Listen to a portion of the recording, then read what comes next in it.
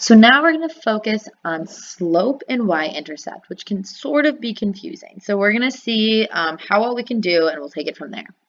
So an equation that is just automatically seen when we see slope is mx plus b, right? And that's exactly what this is. We're just having different numbers plugged in. So in this case, our m is going to be our -7. Our x we don't have, and our b is actually going to equal our y. Okay, so we know right off the bat then that y-intercept equals 1. Okay, so let's look at this again. So we have -7x plus 1. This is our m. This is our x.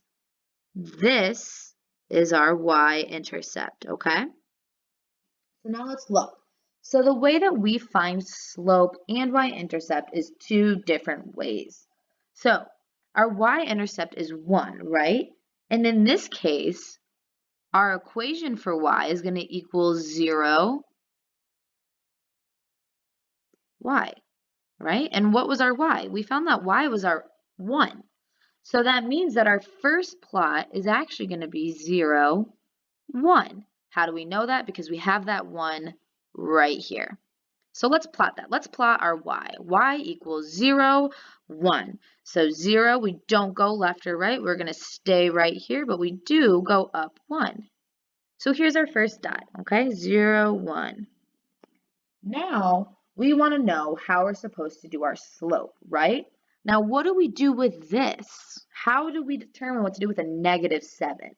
Well, our slope form is the same thing as -7/1, which is the same thing as moving down 7 and to the right 1, because that -7 indicates that we're going to go down. We're going to go into that negative zone on our graph. And then to the right 1, because our 1 is positive. And if you look on the right side of a graph, these are all positive numbers, okay? So here's our plot, and now we see that we go down 7 because of this -7, and we go to the right 1. So 1, 2, 3, 4, 5, 6, 7, and then to the right 1. So our slope, or our new line, should look something like this.